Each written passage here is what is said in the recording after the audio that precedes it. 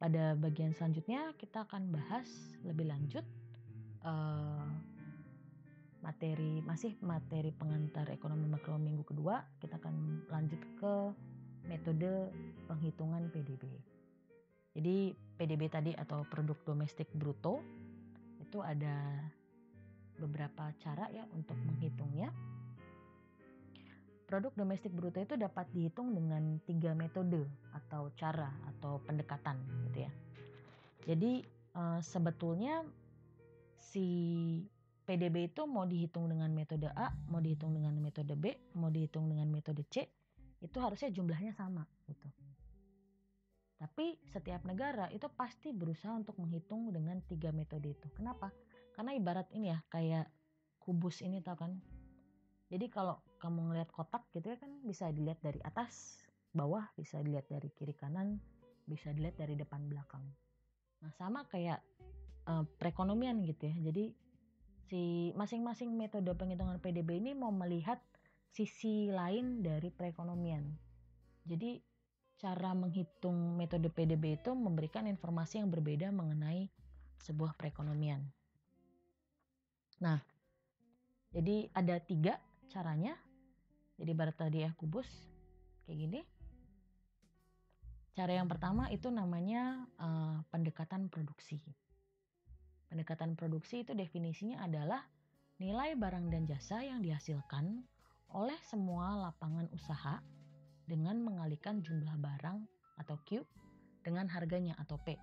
Tapi lagi-lagi bukan harga jualnya ya, tapi nilai tambahnya atau value added yang sudah kita bahas di bagian sebelumnya. Nah, rumus untuk menghitungnya berarti adalah Y itu adalah produk domestik bruto ya atau pendapatan nasional, itu sama dengan P1 dikali Q1. P1 itu berarti harga barang 1 dikali dengan jumlah barang 1 gitu kan. Jumlah barang pertama gitu. Ditambah harga barang kedua dikalikan jumlah barang kedua, ditambah harga barang ketiga dikalikan jumlah harga ketiga, dan seterusnya sampai harga barang ke N. Karena nggak terbatas ya, kan tergantung berapa jumlah barang dan jasa yang diproduksi dalam suatu perekonomian. Dikalikan dengan jumlah barang tersebut. Gitu. Ini yang sudah kita lakukan tadi waktu kita menghitung si sweater tadi kan, atau menghitung orange, apel sama jeruk. Kemudian pendekatan yang kedua itu namanya pendekatan pengeluaran.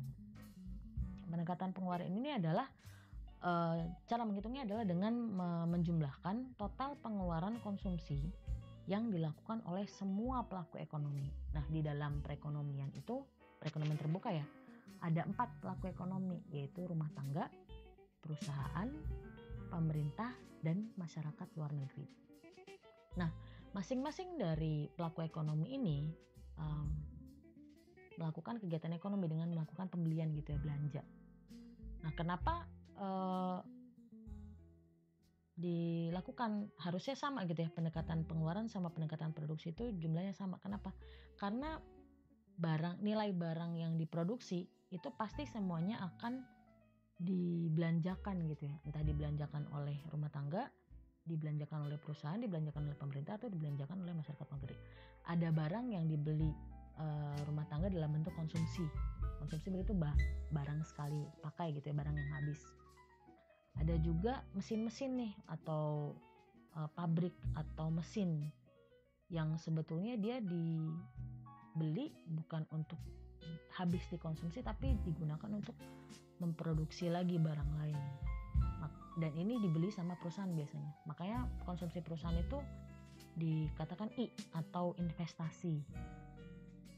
Kemudian ada juga barang dan jasa yang dibeli dengan anggaran pemerintah gitu. Misalnya pemerintah membuat program bantuan operasional sekolah gitu. Dia membangun sekolah-sekolah negeri yang mungkin sudah tidak layak, ya renovasi. Berarti kan dia perlu tuh bahan baku bangunan gitu ya.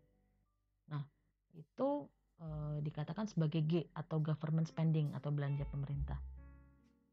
Atau ada juga barang-barang yang diekspor dan diimpor ke luar negeri gitu kan. Makanya konsumsi masyarakat luar negeri itu adalah selisih antara X-nya itu adalah ekspor, M itu adalah impor. Jadi rumusnya itu Y sama dengan C plus I plus G plus X min M. Kemudian pendekatan yang terakhir itu namanya pendekatan pendapatan. Definisinya adalah total pendapatan yang diterima oleh pelaku ekonomi sebagai balas jasa penyediaan faktor produksi. Nah, faktor produksi itu kan ada 4 ya, sumber daya. Faktor produksi itu adalah semua sumber daya yang dibutuhkan untuk memproduksi barang. Nah, ini juga sama, harusnya nilainya sama gitu, karena untuk memproduksi barang, tadi kan kita menghitung jumlah produksi barang ya, harga dikalikan jumlahnya. Nah, itu pasti nilai dari barangnya, harganya itu pasti sama dengan nilai dari faktor produksinya. Berapa biaya yang dibutuhkan untuk membeli bahan baku, ditambah dengan berapa biaya yang dibutuhkan untuk membayar tenaga kerja, berapa juga biaya yang dibutuhkan untuk membayar bunga gitu ya, dan berapa juga yang diperuntukkan untuk dividen. Jadi faktor produksi ada 4, sumber daya alam, sumber daya manusia, modal, dan skill atau keahlian. Kalau seseorang itu menyediakan sumber daya alam, itu balas jasanya itu namanya sewa, rent gitu ya. Kalau dia menyediakan sumber daya manusia, itu dibayar dalam bentuk upah atau wage.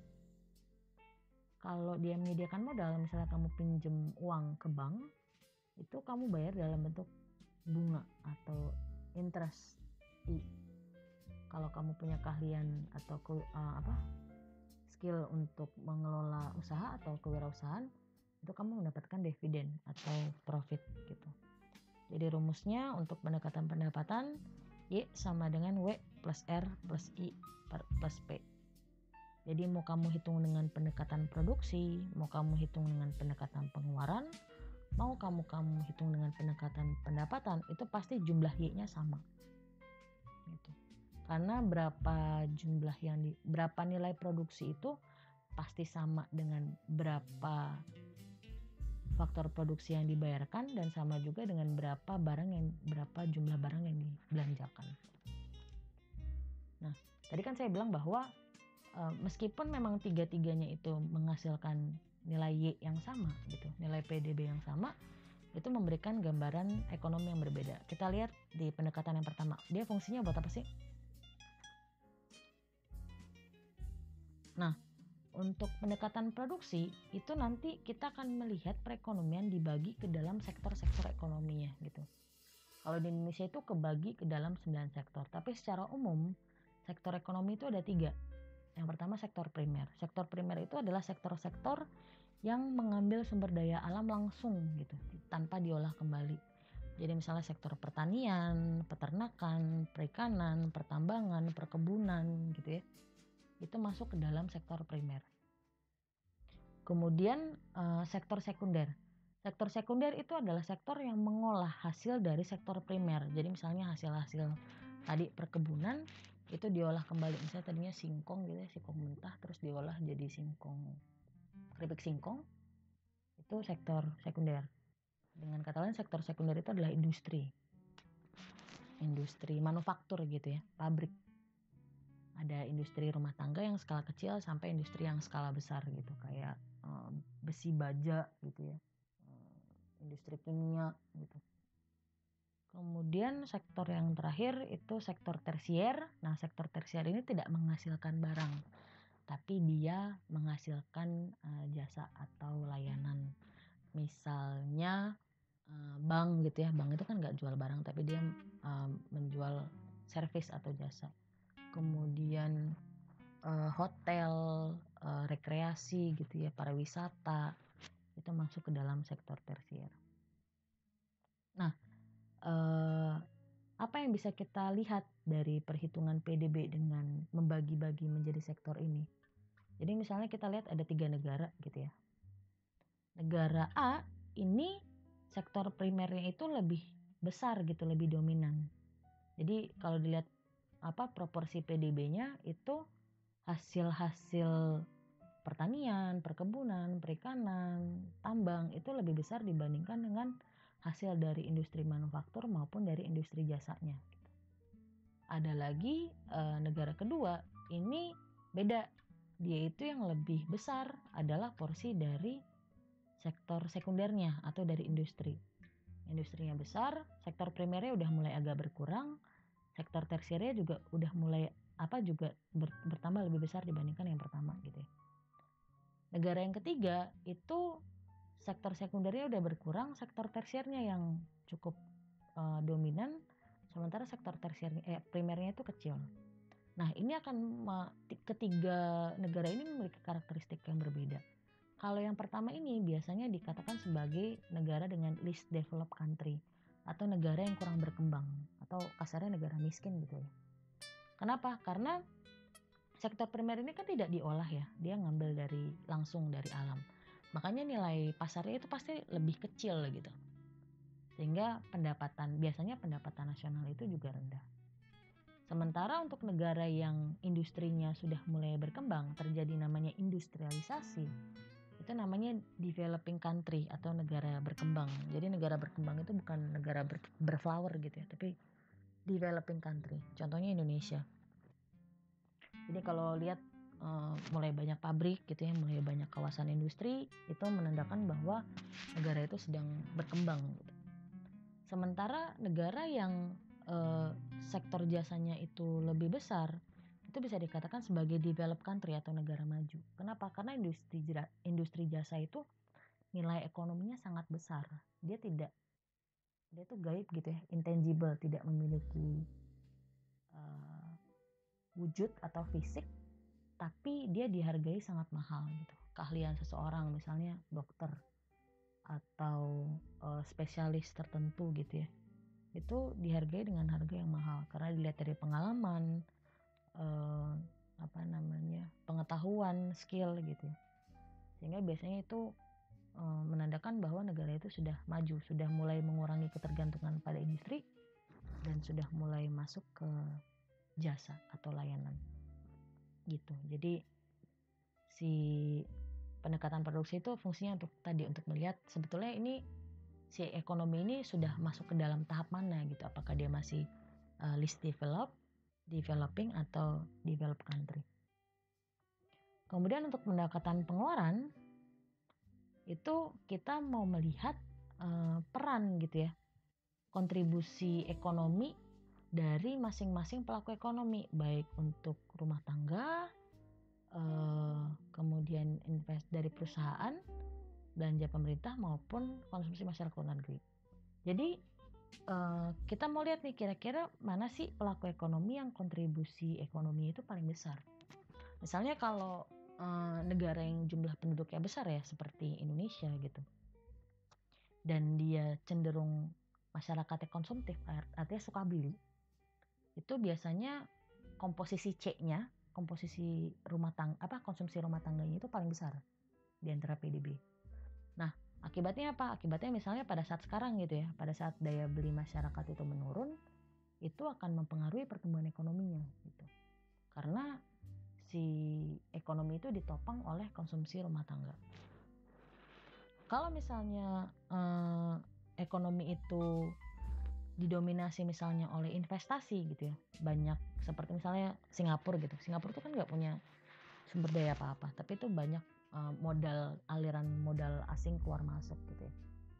Nah ini juga memiliki karakter yang berbeda dengan seperti Indonesia tadi yang lebih dominan konsumsi.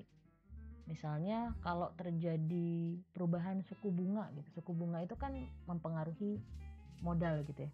Semakin besar suku bunganya, pengembalian modalnya juga semakin besar. Nah itu akan mempengaruhi perekonomian dibandingkan dengan negara yang tidak terlalu dominan peran investasi di negaranya. Kalau misalnya contoh lain, negara yang tergantung pada belanja pemerintah gitu, tergantung pada anggaran pemerintah. Jadi perekonomian itu didorong sama kemampuan pemerintah untuk mengeluarkan anggaran gitu ya. Nah ini juga akan berpengaruh pada saat misalnya anggaran pemerintah berkurang gitu, dia sedang menjalankan kebijakan fiskal kontraksi, jadi dia mengurangi anggaran belanjanya, sehingga itu akan berpengaruh juga pada pertumbuhan ekonomi yang akan berkurang juga. Atau ada negara yang dia bergantung pada perdagangan dengan negara lain, jadi bergantung pada ekspor impor. Nah, dia akan rentan terhadap perubahan kurs gitu ya, nilai tukar. Jadi misalnya kalau harga dolar naik, itu akan berpengaruh pada harga barang impor kan, sehingga akan mempengaruhi perekonomian dari negara tersebut gitu. Nah, kalau pendekatan pendapatan yang mau kita lihat apa sih? Yang mau kita lihat ini adalah distribusi pendapatannya gitu ya. Apakah, karena kan tadi kan dibagi berdasarkan balas jasa faktor produksi. Nah, kalau misalnya lebih banyak didominasi oleh wage gitu ya, lebih banyak balas jasa atas sumber daya manusia, lebih banyak SDM-nya, itu bisa dikatakan negaranya itu padat karya. Jadi jenis-jenis industrinya itu padat karya, dia lebih butuh banyak manusia. Sebaliknya kalau misalnya suatu negara itu lebih banyak berada di modal gitu, di interest, sama di mesin, di pabrik gitu ya, berarti dia cenderung padat modal gitu. Jadi dia tidak banyak membutuhkan sumber daya manusia karena sudah digantikan mesin gitu. Jadi kembali lagi, setiap perhitungan PDB dengan masing-masing pendekatan itu memberikan gambaran yang berbeda terhadap perekonomian. Kemudian dari